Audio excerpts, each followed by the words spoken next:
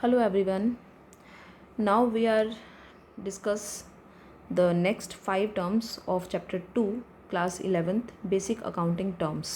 ठीक है, अकाउंटिंग का चैप्टर 2 है बेसिक अकाउंटिंग टर्म्स. उसकी 10 टर्म्स हमने पिछली वीडियो में देखी थी जो कि आपको डिस्क्रिप्शन में लिंक मिल जाएगा. आज हम उसकी नेक्स्ट 5 टर्म्स करने वाले हैं. ठीक है, तो पहली टर्म हम पढ़ेंगे एसेट्स क्या होता है, जो हमने आई थिंक पीछे बहुत बार पढ़ा था आप लोगों ने. एसेट्स क्या होता है, ठीक है, एसेट्स क्या होता है पहले हम वो पढ़ेंगे. उसके बाद लाइबिलिटीज़ क्या होता है वो पढ़ेंगे.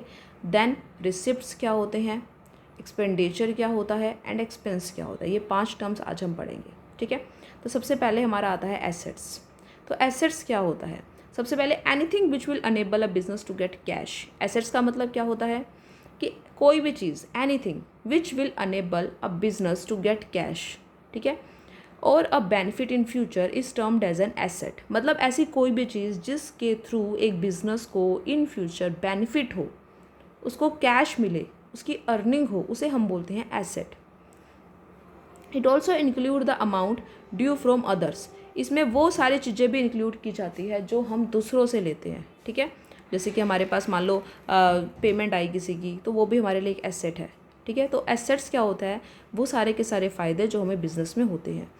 According to professor R N Anthony ने एक प्रॉपर डेफिनेशन इसकी दी है. वो क्या है, assets are valuable resources. Assets क्या है, बहुत ही वैल्यूएबल रिसोर्सेज हैं जो कि बिजनेस के ही होते हैं, own by a business, which are acquired at a measurable money cost. जिसको वो एक्वायर करता है एक मनी कोस्ट पे.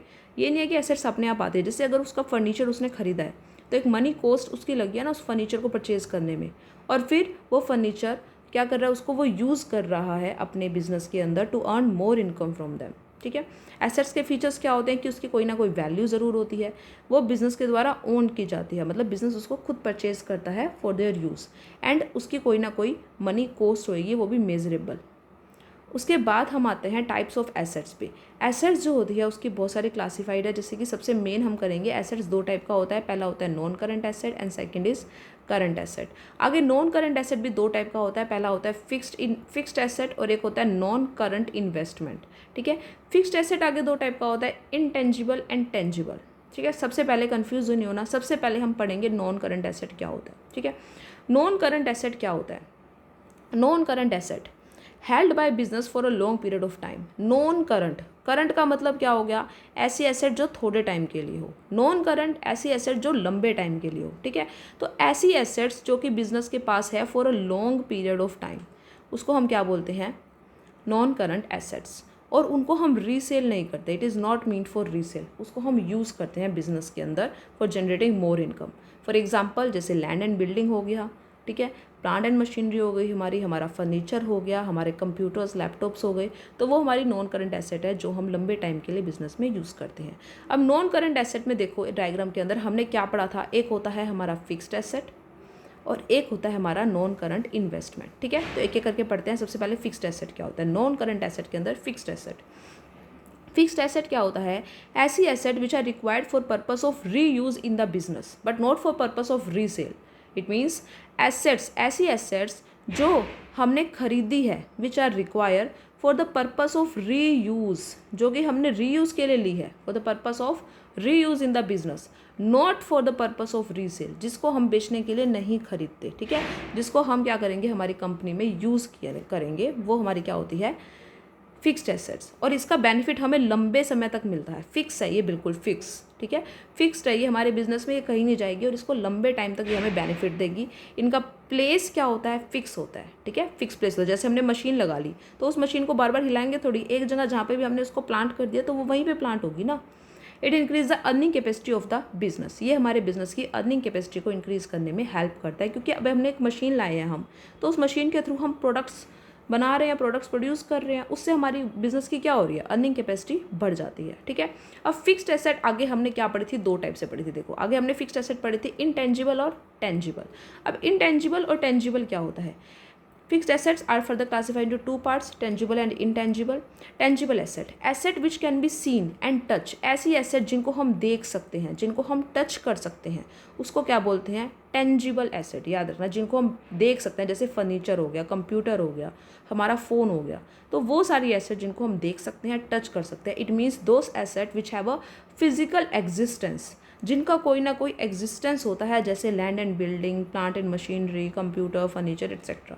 तो वो क्या हो गया? टेंजिबल. और इनटेंजिबल क्या हो जाएगा इसका opposite? Asset which can not be seen and touch, जिनको हम देख नहीं सकते, टच नहीं कर सकते. It means those asset which do not have a physical existence, जिनका फिजिकल एग्जिस्टेंस नहीं होता. जैसे हमारी गुडविल होती है, हमारी रेपुटेशन होती है एक कंपनी की किसी पब्लिक के बीच में, तो क्या हम उसको टच कर सकते हैं उस रेपुटेशन को? नहीं ना, सिर्फ हम उसको फील कर सकते हैं. ठीक है. इंटेंजिबल क्या होते हैं? जिनको हम फील कर सकते हैं, हम जिसको देख नहीं सकते. जैसे कॉपीराइट है, किसी का कॉपीराइट होता है किसी चीज़ के ऊपर, तो वो भी क्या होती है? इंटेंजिबल. ट्रेडमार्क होता है, ब्रांड होती है कोई. ठीक है. अब हमने कोई ब्रांड है, जैसे कि अब मान लो होंडा एक ब्रांड है. ठीक है. तो हम होंडा के प्रोडक्ट्स को छू सकते हैं, लेकिन होंडा जो ब्रांड है उसको तो नहीं छू सकते ना. मतलब वो इंटेंजिबल होती है. जैसे कंप्यूटर का सॉफ्टवेयर हो गया, एक कंप्यूटर का हमने कोई, जैसे कोई ऐप्स वगैरह हो गए जो हम एप्लीकेशंस बनाते हैं, ठीक है, वो क्या होते हैं? सारे इनटेंजिबल एसेट्स होते हैं. कंप्यूटर सॉफ्टवेयर हो गए. तो टेंजिबल जिनको हम देख सकते हैं, टच कर सकते हैं. इनटेंजिबल जिनको हम नहीं देख सकते, जिनका कोई फिजिकल एग्जिस्टेंस नहीं होता. ठीक है. अभी तक अब हमने क्या क्या पढ़ लिया? एक हमने पढ़ लिया नॉन करंट क्या होती है. उसके बाद फिक्स्ड एसेट हमने पढ़ ली. ठीक है. फिक्स्ड एसेट के बाद हमने पढ़ लिया इंटेंजिबल क्या होता है और टेंजिबल क्या होता है. ठीक है. अब हम पढ़ेंगे नॉन करंट इन्वेस्टमेंट क्या होती है. फिक्स्ड एसेट्स पूरा हो चुका है. नॉन करंट इन्वेस्टमेंट क्या होती है? Value of non current investment does not recur with in an accounting year. Non current investment, अब नॉन करंट का मतलब क्या होता है? जो लंबे टाइम के लिए होता है. और इन्वेस्टमेंट का मतलब क्या होता है? जो हम हमारे बिजनेस में इन्वेस्ट करते हैं. इट मीन्स वो पैसा जो हमने हमारे बिजनेस में इन्वेस्ट कर दिया है for a long period of time, जिसको हम इजीली कैश में नहीं कन्वर्ट कर सकते, जो हमें बहुत सालों के बाद शायद बेनिफिट देना शुरू करे. तो ऐसी एसेट्स को हम नॉन करंट इन्वेस्टमेंट बोलते हैं. देखो, value of non current investment does not recur within an accounting year, जो एक अकाउंटिंग ईयर में हमें शायद उसकी पेमेंट ना मिले. This type of investment last for long and can not be easily converted into cash, जिनको हम कैश में इजिली कन्वर्ट नहीं कर सकते. और जो उसके बेनिफिट्स हैं वो हम एक साल से ज़्यादा, मतलब अगर उसके बेनिफिट आने शुरू हो गए तो हमें क्या पता कितने साल तक उसके बेनिफिट्स आए. तो वो होती है non current investments, long term investments. अब आगे आता है हमारा सेकंड है करंट एसेट्स क्या होती है. अभी तक हमने सारी पढ़ी है नॉन करंट एसेट्स. ठीक है. अब हम पढ़ते हैं हमारी करंट एसेट क्या होती है. करंट एसेट का मतलब क्या होता है? जिसको हम कैश में इजीली कन्वर्ट कर सकते हैं, जिनको हम खरीदते ही बेचने के लिए हैं. सबसे बड़ा डिफरेंस क्या है दोनों में? उस नॉन करंट एसेट को हम क्या कर रहे थे? खरीद रहे थे, लेकिन उसका यूज़ कर रहे थे अपनी अर्निंग कैपेसिटी को बढ़ाने के लिए. लेकिन करंट एसेट एक ऐसी एसेट होती है जिसको हम खरीद रहे हैं आगे बेचने के लिए, जैसे कि हमारे गुड्स. ठीक है. इनको हम कैश में कन्वर्ट कर सकते हैं एक साल के अंदर अंदर ही. बेनिफिट्स जो होते हैं इसके हमें एक साल के अंदर अंदर ही इसके बेनिफिट्स हमें इसके मिल जाते हैं. इनको हम शॉर्ट लाइव एसेट्स भी कह सकते हैं क्योंकि ये थोड़े टाइम के लिए होती है, या हम इनको एक्टिव एसेट्स भी कहते हैं. इनका हमें उसी टाइम बेनिफिट मिल जाता है. जैसे कि हमारा कैश हो गया, कैश एक तरीके से हमारा बेनिफिट है. हमारा स्टॉक जो है वो हमारे एक तरीके से एसेट है, करंट एसेट. डेटर्स जो होते हैं हमें देने वाले पैसे, हमारे देनदार, वो भी हमारी करंट एसेट है, क्योंकि वो हमें दे ही देंगे ना, कुछ दिनों में, कुछ महीनों में दे ही देंगे वो हमें पेमेंट्स. ठीक है. हमारे प्रीपेड एक्सपेंसेस हो गए, वो हमारी एक तरीके से करंट एसेट है, क्योंकि वो हमने पहले से एक्सपेंस पे कर दिया, अब हमें करंटली उसको पे नहीं करना, तो वो हमारी एसेट्स कंसिडर की जाती है. तो current asset are also known as floating asset. Current asset को हम फ्लोटिंग एसेट और सर्कुलेटिंग एसेट भी कहते हैं. क्यों? क्योंकि ये क्या होती है? चेंज होती रहती है कंटिन्यूसली, कि क्या पता आज 1 लाख है, कल को 2 लाख हो गई, फिर 3 लाख हो गई, फिर कम हो गई 2 लाख होगी. तो ये चेंज होती रहती है, इसलिए हम इसको फ्लोटिंग और सर्कुलेटिंग एसेट भी कह सकते हैं. थर्ड एसेट जो हमारी आती है वो आती है फिक्टिशियस या नॉमिनल एसेट. फिक्टिशियस एसेट क्या होती है?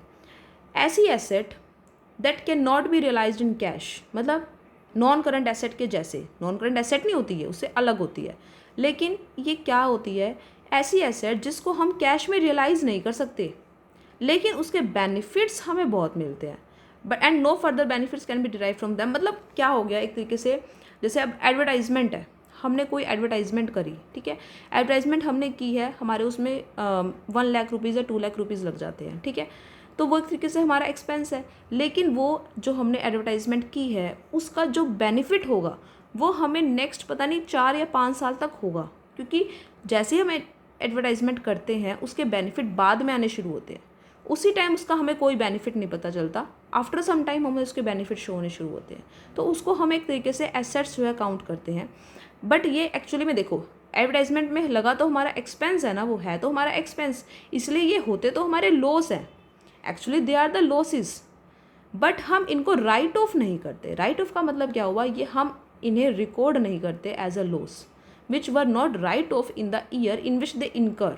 अगर हमने आज 1 लाख रुपए एडवर्टाइजमेंट पे लगा दिए तो हम उसको एज अ एक्सपेंस 1 लाख का 1 लाख नहीं लिखते हैं। मान लेते हैं कि हमने 1 लाख रुपीज़ लगाए, समझ लीजिए, इसके ध्यान से समझना, हमने 1 लाख रुपीज़ लगाए, हमने ये मान के चला है कि ये जो 1 लाख रुपीज़ है ना एडवर्टाइजमेंट पे हमने लगाए हैं, इसका फ़ायदा हमें 10 ईयर्स तक होगा। ये हमने एक एस्टिमेशन लगाया है कि इसका फ़ायदा हमें 10 ईयर्स तक होगा। तो 10 ईयर्स के अकॉर्डिंग अगर हम खर्चा देखें तो इसका खर्चा हमारा 1 लाख का तो हमें उसी साल आ गया। मान लो 2022 में तुमने जो है 1 लाख रुपीज़ लगा दिए, तो तुम 2022 में ये 1 लाख रुपीज़ जो है हमारे अकाउंट्स में नहीं डालोगे। क्यों? क्योंकि ये 1 लाख रुपीज़ हमने लगाए हैं, लेकिन हमने ये 10 ईयर्स के एस्टिमेशन से लगाए हैं, ठीक है। तो हम इसके अकॉर्डिंग 1 लाख को 10 से अगर हम डिवाइड करें तो हमारा कितना आता है 10,000। तो हम 10 साल तक 10,000 रुपीज़ डिडक्ट करेंगे हमारे अकाउंट से, ठीक है। तो इस तरीके के एक्सपेंसेस को एक तरीके से फिक्टिशियस और नॉमिनल एसेट्स के जैसे काउंट किया जाता है। आगे आता है हमारा लाइबिलिटीज़। सेकंड टॉपिक हमारा क्या था, लाइबिलिटीज़ क्या होती है। It refers to the term that is used to describe any kind of financial obligation that a business has to pay at the end of an accounting period to a person or a business। एक ऐसी term, एक ऐसी financial obligation मतलब responsibility, कि हमारे ऊपर एक responsibility है, हमारे बिजनेस के ऊपर एक रिस्पॉन्सिबिलिटी है कि उसे कोई लाइबिलिटी है, कोई पेमेंट करनी है। जैसे हमने मान लेते हैं कि हमारे सप्लायर से 1 लाख की गुड्स खरीद ली, तो वो 1 लाख रुपीज़ हमारे लिए एक लाइबिलिटी है, क्योंकि वो हमें पे करने हैं, ठीक है। हमने किसी कंपनी से गुड्स परचेज कर ले तो वो कंपनी की जो पेमेंट होगी वो हमारे एक तरीके से हमारे लिए लाइबिलिटी है, ठीक है। तो लाइबिलिटी क्या होती है, जैसे कि हमारे क्रेडिटर जिनको हमें पैसे देने हैं, हमारे ऐसे बिल्स जो हमें पे करने हैं, ऐसी वेजेस जो अभी तक हमने पे नहीं की है, अनपेड वेजेस भी हमारी एक तरीके से लाइबिलिटी है। तो लाइबिलिटी कितने टाइप की होती है, लाइबिलिटी जो होती है 2 मेन टाइप की होती है। एक होती है करंट लाइबिलिटी और एक होती है नॉन करंट लाइबिलिटी, ठीक है। वही सेम एसेट्स की तरह, current asset, non current asset. Current asset कौन सी थी, जो शॉर्ट टाइम के लिए होती है, non current asset long time के लिए। ऐसे ही सेम करंट और नॉन करंट लाइबिलिटी में है। Current liability are those liability which are to be paid within an accounting period. ऐसी लाइबिलिटी जो हमें एक अकाउंटिंग पीरियड के अंदर पे करनी है, ठीक है। हमें 12 महीने, हमें 1 ईयर का टाइम मिला है, 1 ईयर में हमें वो पेमेंट करनी ही करनी है, that is called current liability, ठीक है। इनको हम शॉर्ट टर्म लाइबिलिटी भी कह सकते हैं, जैसे कि क्रेडिटर्स हो गए, हमारे बिल्स हो गए, हमारे शॉर्ट टर्म लोन्स हो गए जो हमारे 1 साल के ही होते हैं, तो वो सारी हमारी होती है करंट लाइबिलिटी।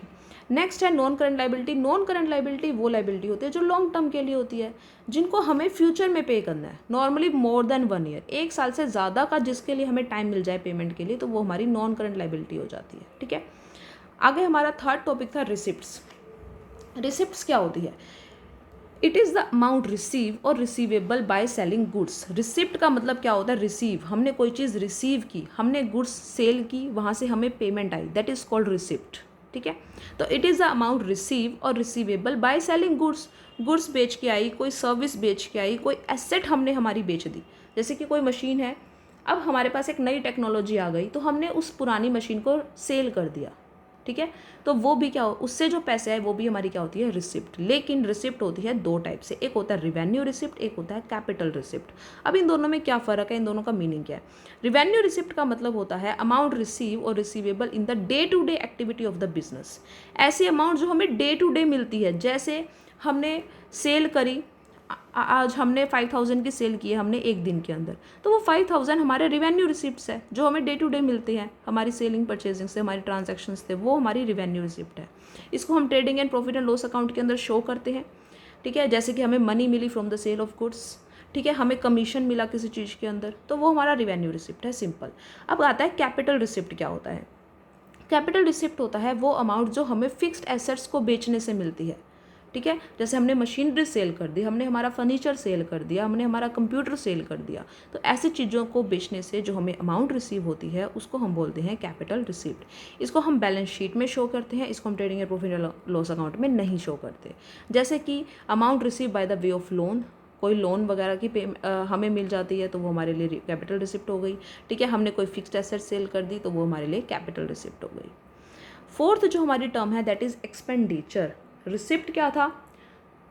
कैश का हमारे बिजनेस में आना। एक्सपेंडिचर क्या होता है? कैश का जाना, इसका अपोजिट।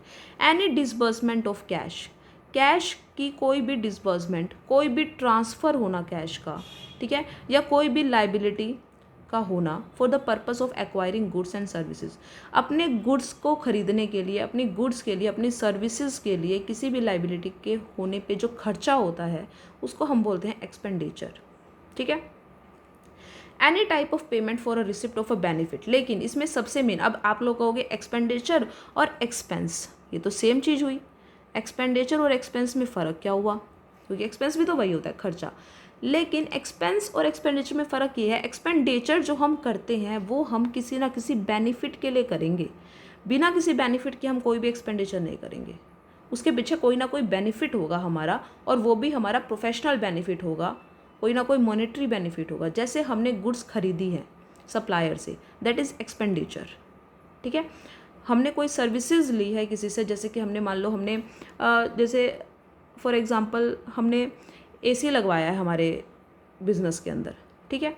एसी लगवाने के बाद उसके बाद जो हमने मतलब उसकी जो सर्विसेज करवानी पड़ती है वो चीज़ बोल सकते हैं, वो हम एक्सपेंडिचर में काउंट करेंगे। अब टाइप्स ऑफ एक्सपेंडिचर हमारे 3 टाइप के होते हैं। एक होता है कैपिटल एक्सपेंडिचर, एक होता है रिवेन्यू एक्सपेंडिचर, और एक होता है डेफर्ड रिवेन्यू एक्सपेंडिचर, ठीक है। तो सबसे पहले आता है capital expenditure. Any expenditure which is incurred in purchasing of fixed asset. कोई भी एक्सपेंडिचर जो हमारा हुआ है किसी भी फिक्स्ड एसेट को खरीदने में। ध्यान रखना, रिसिप्ट में भी यही चीज़ थी। कैपिटल रिसिप्ट क्या था? किसी भी फिक्स्ड एसेट को सेल करने पे जो इनकम आती है वो कैपिटल रिसिप्ट होता है। ऐसे ही कैपिटल एक्सपेंडिचर क्या होता है? किसी भी फिक्स्ड एसेट को खरीदने में जो खर्चा होता है उसको हम कैपिटल एक्सपेंडिचर कह देते हैं, ठीक है। या हमारी फिक्स्ड एसेट की वैल्यू हम किसी तरीके से बढ़ा रहे हैं, कोई ना कोई इसके ऊपर एक्सपेंस कर रहे हैं, उसको बोलते हैं कैपिटल एक्सपेंडिचर। जैसे हमने अमाउंट स्पेंड की for the purchase of building, plant, furniture. In expenditure का जो बेनिफिट होता है वो हमें लॉन्ग पीरियड तक होता है, ठीक है। Shown in the balance sheet, इनको हम बैलेंस शीट में शो करते हैं एसेट साइड। ये एसेट्स होते हैं एक तरीके से हमारे, और ये हमारी अर्निंग कैपेसिटी को बढ़ाती है। इससे हमारी अर्निंग डबल ट्रिपल ऐसे होती है, हमारी अर्निंग कैपेसिटी बढ़ती है इससे। तो कैपिटल एक्सपेंडिचर जो हम फिक्स्ड एसेट को खरीदने में लगाते हैं that is called capital expenditure. Next आता है रिवेन्यू एक्सपेंडिचर। रिवेन्यू एक्सपेंडिचर वही रिवेन्यू रिसिप्ट की तरह। रिवेन्यू रिसिप्ट का मतलब क्या था? जो हमारे पास डेली हमारी गुड्स पर सेल करने पे जो पैसे आ रहे हैं that is revenue receipt. Revenue expenditure का मतलब क्या हुआ? जो हम डे टू डे एक्सपेंसेस खर्च कर रहे हैं, डे टू डे एक्सपेंसेस कर रहे हैं फॉर द बेनिफिट, उसको हम क्या कह देंगे? Revenue expenditure. Any expenditure whose benefit is derived within an accounting period. ऐसा एक्सपेंस, ऐसा एक्सपेंडिचर जो हमने एक अकाउंटिंग पीरियड में, जो हमने 1 ईयर के अंदर अंदर किया है किसी बेनिफिट के लिए, उसको हम बोल देंगे रिवेन्यू एक्सपेंडिचर। और इसको हम trading and profit and loss account में शो करते हैं। कैपिटल एक्सपेंडिचर को हम किस में शो करते हैं? बैलेंस शीट में। और इसको हम किस में शो करते हैं? Trading and profit and loss account में। ये डिफरेंस भी हो गया एक तरीके से, जो ये पॉइंट्स बनाए हुए हैं ना, ये एज अ डिफरेंस भी आप इसको कर सकते हो। ये हमारी अर्निंग कैपेसिटी को मेंटेन करके रखता है, ठीक है। कैपिटल से हमारी अर्निंग कैपेसिटी क्या हुई थी? इंक्रीज हुई थी, ठीक है। और इससे हमारी कैपिटल अर्निंग कैपेसिटी क्या हो रही है? मेंटेन हो रही है। जैसे हमने कोई मशीनरी रिपेयर करवाई, हमारा रेंट वगैरह हो गया, ये सारे के सारे हमारे क्या होते हैं? Revenue expenditure. अब आता है डेफर्ड रिवेन्यू एक्सपेंडिचर। हमने एक एसेट पढ़ी थी, फिक्टिशियस एसेट, अभी ऊपर ही पढ़ी थी फिक्टिशियस एसेट, ऊपर दोबारा से आप पॉज करके देख लेना चाहिए, ना समझ में आई तो।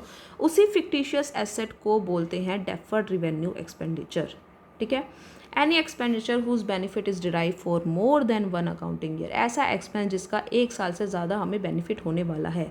और ये क्या होता है? 3 से 7 साल तक, मतलब एक एवरेज बता दी कि इतने सालों तक बेनिफिट होता है। जैसे देखो, पूरा एग्जाम्पल है, a firm spent a huge amount of ₹2 lakh on advertising to introduce a new product. एक नया प्रोडक्ट लॉन्च करने के लिए एक कंपनी ने 2 लाख रुपए की एडवर्टाइजमेंट की, मार्केट में, ठीक है, और उसने एस्टिमेट लगाया कि उसको इसका बेनिफिट होगा 4 साल तक, ठीक है। तो इन दिस केस 2 लाख का 4 ईयर तक उसको बेनिफिट होने वाला है। तो 2 लाख को अगर हम 4 से डिवाइड करें, 2 लाख को अगर हम 4 से डिवाइड करें तो हमारा कितना आता है 50,000, ठीक है। इसका मतलब 50,000 will be charge to profit and loss account of each year. हर साल 50,000 रुपीज़ चार्ज होंगे एज अ एक्सपेंडिचर 4 सालों तक लगातार। उसको हम as a deferred revenue expenditure count करते हैं, ठीक है। इसीलिए पूरी की पूरी जो अमाउंट होती है वो प्रॉफिट एंड लॉस अकाउंट में नहीं दिखाई जाती, ठीक है। सिर्फ और सिर्फ उसका एक पार्ट दिखाया जाएगा, मतलब कि जिस साल वो खर्चा हुआ है उसी साल सिर्फ 50,000 पहली फर्स्ट ईयर में 50,000 शो होंगे, नेक्स्ट ईयर में फिर remaining is shown in the balance sheet. उसके बाद जो बच गया वो सारा का सारा जो 1,50,000 बच गया वो हम बैलेंस शीट में शो करते हैं, ठीक है। आगे हमारा क्या आता है एक्सपेंस, लास्ट टर्म। एक्सपेंस क्या होता है? एक्सपेंडिचर हमने पढ़ लिया, अब हम पढ़ रहे हैं एक्सपेंस। एक्सपेंस क्या होता है? Cost incurred for generating revenue, ठीक है। ऐसी कॉस्ट जो हमने जस्ट रिवेन्यू जनरेट करने के लिए की है, ठीक है, जैसे कि producing and selling goods and services. Value that expire during 1 accounting year, और ये एक अकाउंटिंग ईयर के अंदर जो है ना एक्सपायर हो जाता है, समझ गए। कैपिटल एक्सपेंडिचर, रिवेन्यू एक्सपेंडिचर और एक्सपेंस। एक्सपेंस और रिवेन्यू एक्सपेंडिचर हम एक तरीके से सेम बोल सकते हैं, लेकिन कैपिटल एक्सपेंडिचर और एक्सपेंस में बहुत फ़र्क हो गया, ठीक है। जैसे कि रेंट पे किया हमने सैलरी पे की, ये सारे के सारे हमारे छोटे मोटे क्या होते हैं खर्चे। तो ये हमारे एक्सपेंस हो गए। तो हमने इस वीडियो के अंदर 5 टर्म्स पढ़ी है। सबसे पहले टर्म्स हमारी क्या थी? एसेट्स। एसेट्स क्या होती है? एक ऐसी चीज़ जो हम यूज़ के लिए ख़रीदते हैं, रीसेल के लिए नहीं ख़रीदते हैं। इनका बेनिफिट हमें लॉन्ग टाइम तक होता है। लाइबिलिटीज़ क्या होती है? इसमें बहुत सारी टाइप की एसेट्स थी, ऐसे लाइबिलिटीज़ भी बहुत सारे टाइप की होते हैं, लेकिन लाइबिलिटी का जनरल मीनिंग क्या होता है? एक ऐसी पेमेंट जो हमारे बिजनेस की ऑब्लिगेशन है, उसे पे करनी ही करनी होगी। रिसिप्ट्स क्या होता है? जो भी हमें रिसीव होता है, ठीक है, जैसे हमने गुड्स सेल किया तो हमें कैश मिला, that is called receipt. Expenditure क्या होता है? एक्सपेंडिचर का मतलब क्या हुआ? जो भी हमने खर्चे किए हमारी कंपनी में for yielding benefit. And expense क्या होता है? रिवेन्यू जनरेट करने के लिए जो भी हमने एक्सपेंस किया है उसको हम बोल देंगे एक्सपेंसेस, ठीक है। तो ये 5 टर्म्स इस वीडियो में करी है। आई होप ये सब आपको समझ में आ जाएगी। एंड अगर ये सारा कुछ आपको अच्छा लगे तो please subscribe this channel and share it.